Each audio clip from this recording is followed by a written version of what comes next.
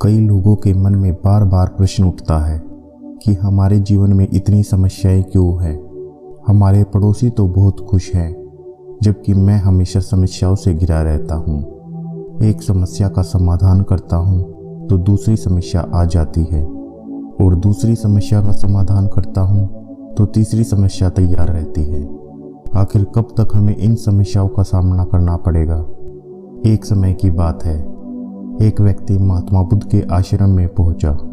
उसने बुद्ध से कहा, मैं बहुत गरीब व्यक्ति हूँ। बचपन से लेकर अब तक मेरा पूरा जीवन समस्याओं से घिरा हुआ है। मैंने जीवन भर संघर्ष किया और बहुत मेहनत की, परंतु किसी भी काम में सफलता नहीं मिली। मेरा पूरा जीवन निराशा से भरा हुआ है। आप महात्मा और ज्ञानी हैं, कृपया करके मुझे अपना शिष्य बना ले। आपके साथ रहकर मेरे जीवन की सारी समस्याएं खत्म हो जाएंगी। महात्मा बुद्ध ने कहा, ठीक है, आज से तुम मेरे शिष्य हुए और मेरे साथ आश्रम में रहना। गौतम बुद्ध और उनके शिष्य एक गांव से दूसरे गांव यात्रा करते रहते थे। एक दिन वे एक गांव में पहुंचे, जहां पर वे घर घर जाकर भिक्षा मांगने लगे। गांव के कई लोग उन्हें मुट्ठी भर अनाज देते तो कई घरों से वे खाली हाथ वापस लौटते। सभी शिष्य मिलकर भी एक समय का भोजन इकट्ठा नहीं कर पाए। सभी शिष्य जब आश्रम की तरफ लौटते हैं तो उन्हें एक किसान मिलता है। किसान बहुत दुखी था। सभी शिष्य उस किसान से दुखी होने का कारण पूछते हैं। किसान कहता है कि इस गांव के सभी लोग गरीब हैं। हम सभी ने मिलकर फसल उगाने के लिए साहूकार से कर्ज लिया था। हमने उस पैसे से बीज खरीदे और अच्छी फसल तैयार की, लेकिन बारिश की वजह से सारी फसल बर्बाद हो गई। हमारे गांव में खाने के लिए पर्याप्त अनाज नहीं है। अब हमें साहूकार से लिया गया कर्जा भी चुकाना है। नए शिष्य ने कहा, क्या तुम कर्ज माफ करने के लिए साहूकार के पास नहीं गए? किसान ने कहा, हम सब मिलकर साहूकार के पास गए थे। साहूकार बहुत अच्छा और नेक इंसान था। उसने हमारा कर्ज माफ कर दिया, परंतु कर्ज का एक हिस्सा जो राजा को कर के रूप में जाता है, वो हमें साहूकार को देना होगा। नए शिष्य ने कहा, क्या तुम यह समस्या राजा के पास लेकर नहीं गए? किसान ने कहा, यह सब बातें हमने राजा को बताई। राजा ने कहा, हमारे राज्य की आर्थिक स्थिति बहुत खराब है। राजकार्य के खर्चों और राज्य की सीमा पर खड़े सैनिकों को वेतन देने के लिए भी हमारे पास पर्याप्त धन नहीं है। जब पड़ोसी राज्य को हमारे राज्य की खराब आर्थिक स्थिति का पता चलेगा तो वो हम पर हमला कर सकते हैं। इसके लिए हमें तैयार रहना होगा, जिसके लिए हमें धन की आवश्यकता होगी, परंतु मैं आपको खाली हाथ वापस नहीं लौटने दूंगा। मैं कर का आधा हिस्सा माफ करता हूँ। सभी शिष्य किसान की बातें सुनकर आश्रम में वापस लौट आते हैं। सभी शिष्य यह सब बातें महात्मा बुद्ध को बताते हैं। महात्मा बुद्ध ने कहा, हम सभी के जीवन में समस्या है, किसी के जीवन में कम तो किसी के जीवन में अधिक। कई लोग समस्याओं का डटकर सामना करते हैं और उनका समाधान निकालते हैं, तो कई लोग समस्याओं से डरकर हार मान लेते हैं। ऐसा व्यक्ति जीवन में आने वाली छोटी से छोटी समस्याओं को भी बड़ा बना लेता है और फिर उन्हीं समस्याओं में घिरा रहता है। महात्मा बुद्ध और उनके शिष्य जितना समय गांव में रहे, उन्हें जो कुछ भी मिलता उन्हीं से वे अपना पेट भरते। अब महात्मा बुद्ध और उनके शिष्य किसी दूसरे गांव की तरफ निकल पड़ते हैं। सुबह सुबह सभी शिष्य भिक्षा मांगने के लिए निकल जाते हैं। नया शिष्य भिक्षा मांगने के लिए घर के द्वार पर जाता है। उस घर से एक व्यक्ति निकलता है जो उस शिष्य को भिक्षा देने से मना कर देता है और भिखारी कहकर उसका अपमान करने लगता है। नया शिष्य उसकी बातें सुनकर बहुत दुखी होता है, परंतु यह सब बातें वह महात्मा बुद्ध और अन्य शिष्यों को नहीं बताता। महात्मा बुद्ध और उनके शिष्य गांव में प्रवचन देने के लिए जाते हैं। सभी गांव वाले महात्मा बुद्ध का सम्मान करते हैं और उन्हें प्रवचन देने का आग्रह करते हैं। महात्मा बुद्ध प्रवचन देना शुरू करते हैं। सभी गांव वाले शांति से महात्मा बुद्ध का प्रवचन सुन रहे थे।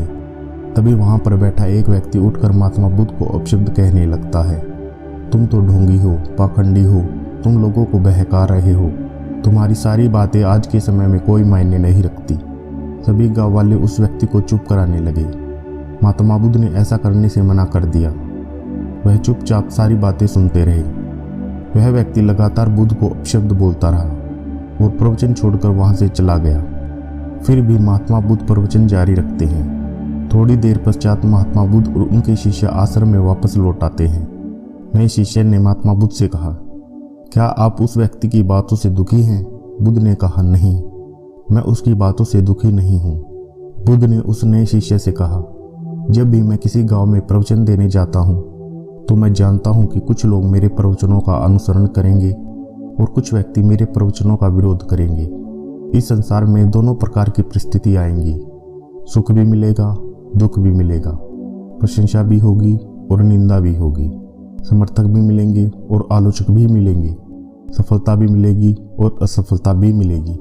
हम जीवन में दुखी सिर्फ इसलिए होते हैं क्योंकि हम एक पक्षीय बात ही सोचते हैं। अगर तुम किसी से आशा नहीं रखोगे तो तुम्हें कभी निराशा भी नहीं होगी। अगर हम जीवन में किसी भी परिस्थिति के दोनों पक्षों को सोचकर चले तो हम कभी भी जीवन में दुखी नहीं हो सकते। अगर आपका किसी ने विरोध किया तो आप दुखी हो जाते हैं कि उसने मेरा विरोध क्यों किया। अगर आप दोनों पक्षों को सोचकर चलते हैं तो आपका किसने विरोध किया यह आपके लिए आश्चर्य की बात नहीं होगी। जीवन में हमेशा समस्याएं रहेंगी। जीवन में हमें संघर्ष करना ही पड़ेगा। संघर्ष जीवन को जागरूक बनाए रखने के लिए बहुत आवश्यक है। कई बार लोग अति शांति में भी उब जाते हैं। अति सुख आदमी को आलसी बना देता है।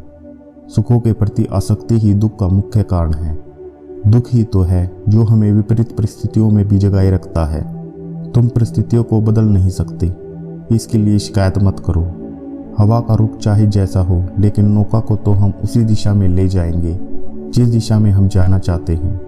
जीवन में समस्याएं दो प्रकार की होंगी, एक जिनका कोई ना कोई समाधान अवश्य होगा, उनके विषय में दुखी होने की आवश्यकता नहीं है। दूसरी समस्याएं में जिनका कोई समाधान नहीं है। ऐसी समस्याओं के बारे में सोचते रहना मूर्खता है। ऐसी समस्याएं समय आने पर अपने आप ही सुलझ जाती हैं। जब हम जीवन में आगे बढ़ते हैं तो तभी हमारे सामने समस्याएं आती हैं। यदि जिंदगी में आगे बढ़ना है, कुछ नया सीखना है, सफलता हासिल करनी है तो आपको समस्याओं का सामना करना पड़ेगा। स्वामी विवेकानंद जी कहते हैं कि आपके जीवन में कोई समस्या ना आए उस दिन आप समझ लेना कि आप गलत दिशा में जा रहे हैं। समस्याएं बताती है कि आपके जीवन का रास्ता कैसा है।